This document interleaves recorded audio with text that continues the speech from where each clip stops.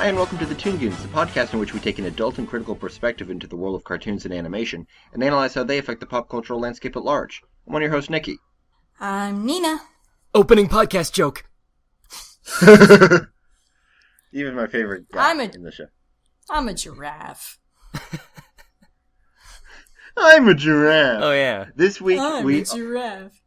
This week we are talking about Camp Lazlo. It's a cartoon created by Joe Murray for Cartoon Network, his follow-up to the Nickelodeon 90s hit Rocko's Modern Life. And not as nostalgically known, but still a little bit, but obviously not as much as, because back in the 90s cartoons... So we're going to talk about this one just to make you mad. Yeah, there's that, and there's also the fact that, Rocko's Modern Life was a trip. There's, elements of Rocko's Modern Life where it's did I really fucking see that? There's not that much of this here. This goes down a lot smoother. Yeah, that's true. Right, we got some news. Seems to be pretty anime-heavy this week from the thing Nina showed me. Let's get into it. Yeah, it is anime-heavy, just coincidentally. It's what I happened to find this week.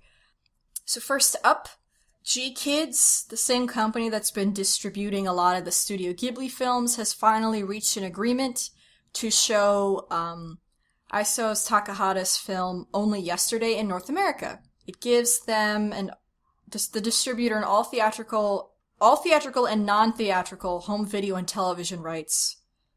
And they're going to start showing it in theaters. And then in home video as well. And it's a film that a lot of people have known about, but it was been out of print for a long time, so it's great to actually have it available. The film is set in 1982 and centers on Taeko, a 27-year-old single woman who has lived all her life in Tokyo. While traveling by train to visit family in the country, memories of her school days in 1966 flood back, and she starts to question whether she has been true to herself. And it's a very, Takahata kind of film. It's not super fantastical. Well, I don't know. I mean, he's done fantastical too, but it's about, life, daily life, growing up stuff, I guess, because it's the contrast between her childhood and her present. And it's also pretty historical and how it depicts things. So I've never seen it. I've heard about it. I don't know what to say. I've heard it's very beautiful from the people who have seen it. So I'm looking forward to being able to watch it. But I guess we'll be following up on that. It says the theatrical debute's going to be in early 2016 to coincide with the film's 25th anniversary. Cool. We'll let you know. Another anime thingy.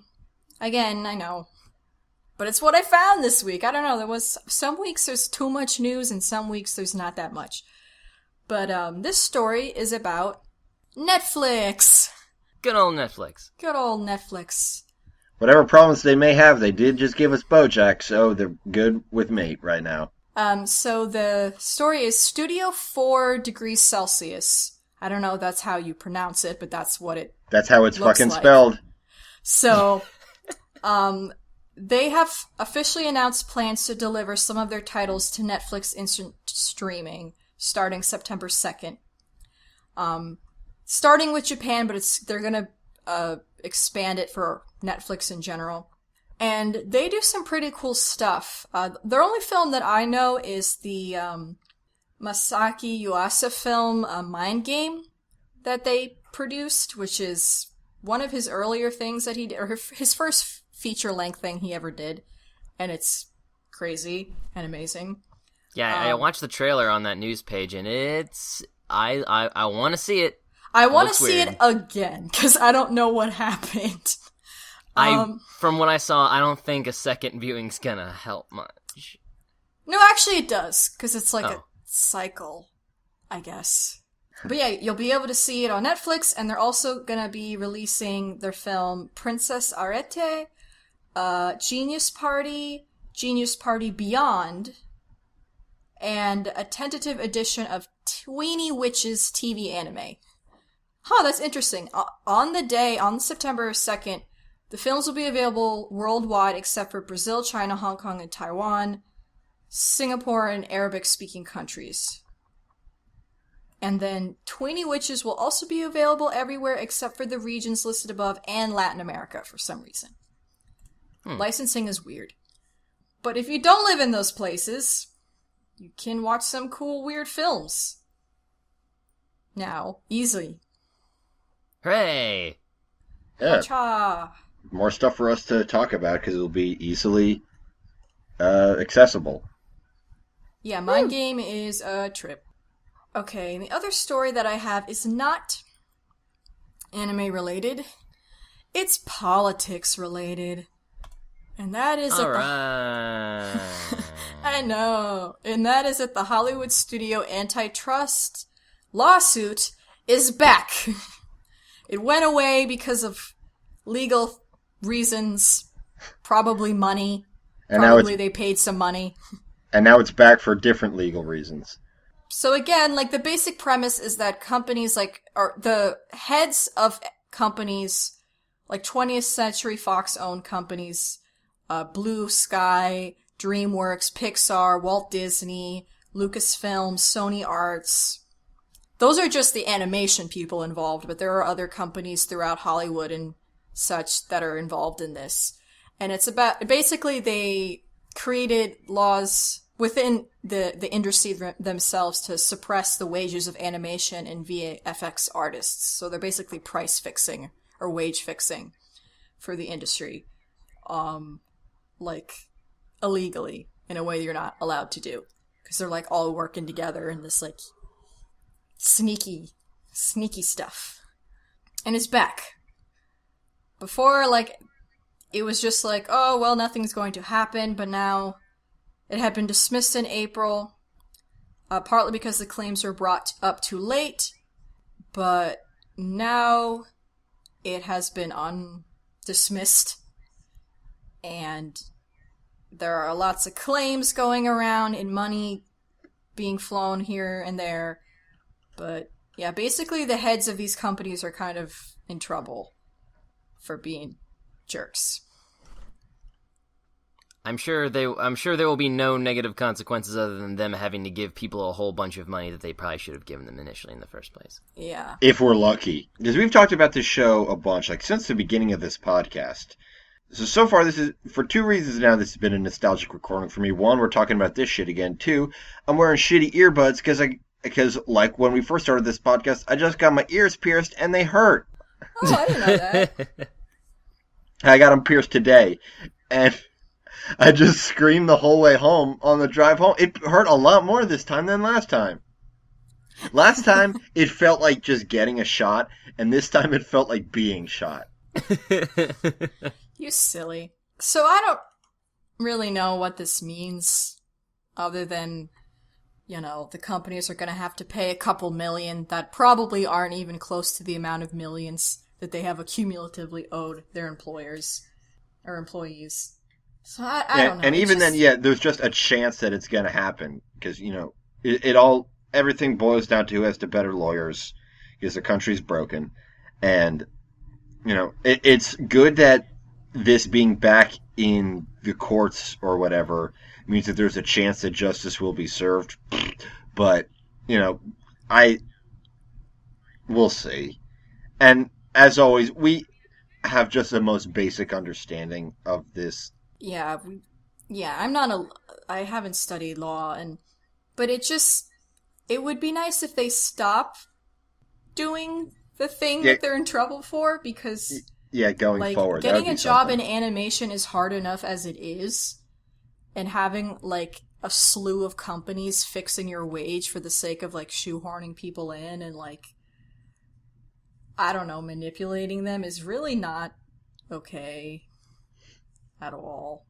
Again, if anyone out there listening has a better insight on the law and would like to chip in with their 2 cents and maybe explain this to a handful of laymen such as ourselves, your insight would be vastly appreciated. Yes, very much so. Which is something we've been saying for a while and haven't gotten any response on it, though. Conversely, we did get a lot of response correcting us on Dragon Ball lore that we asked for 2 weeks ago. So I guess we know where you guys... You guys are like us. You like the cartoons, you don't like business.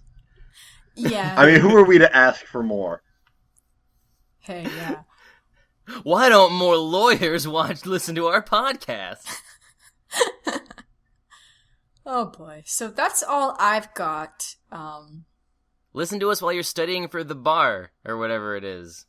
Two things I saw. One, the CW's animated Vixen show, which takes place in the Flash Arrowverse, dropped today on CW Seed. I was checking this out on my phone, and it told me to download an app. It was free, so I did, and I will follow up next week with if the app works. Okay. And if the show's good, because the show looks good, I just need to figure out how to watch it. I think you can watch it on the CWC.com or whatever. Well, yeah, all right. If anybody knows better, email us in. Just Goog it, Nikki. Follow your own advice. All right. And one other thing, which actually happened a while ago, but I keep forgetting to talk about it, is that Alex Hirsch tweeted a picture of him and Shaquille O'Neal with the hashtag Mystery Shack, but like with the Q, you get it? Do you get it? Like, it's a good joke. And, you know, from that we can assume that if they were in the studio together, that he's going to be on an upcoming episode of Gravity Falls, which implies that it's got a third season or at least a movie, because they must have finished season 2 like 2 years ago at this point. At least finished recording for it like 2 years ago at this point. So this is, again, speculation. I'm not confirming anything. Nobody's confirmed anything, last I checked. But this seems like a good indicator that there's more Gravity Falls to come, and that season 2 is not going to be the end. Because we talked about it in our Hirsch initial... just could have heard Shaq was in Disney somewhere and ran over to take a selfie. I don't know. That's also possible. We talked about this in our first Gravity Falls episode last year, that Hirsch has said that he sees the show getting maybe 3 seasons or 2 seasons in a movie. So, and based on where the series is, I think we've hit the peak in length, and we're going to start wrapping stuff up soon. And there's only 34 aired episodes. That's bananas that it's been that little. But this seems like a decent indicator that we'll see that there's going to be a decent amount of it more to come. We'll see. Yeah. And Tooch would also like everyone to know that the new Lupin the Third show is coming out very soon. And he is excited for it. Is it a show or a movie? It's a show. It's a series. It's the new series, so they're giving him a new jacket color like they do for every official season. And it's airing in Italy first, before Japan, because that's where it takes place. And that's Italians fucking love Lupin. Italians love anime. Yeah, especially Lupin, though. It had a lot of success in Italy. It's airing in Italy soon, maybe by the time this comes out, I don't know, somewhere around there. But then it's not airing in Japan until October. So, but yeah, catch that. I don't know how the fan subbing community works, but they're probably scrambling to find somebody who knows Italian, because usually they just need to worry about Japanese. But if those exist, if they exist with English subtitles in Italian, I'm gonna watch that because I'm super thirsty for this. And then if there is any kind of official, that sounds like a new cool thing to check out. Is just watching something in Italian. I don't think I've ever watched anything in Italian. I don't think I have either. I'd love to watch an anime in Italian. So yeah, that's cool.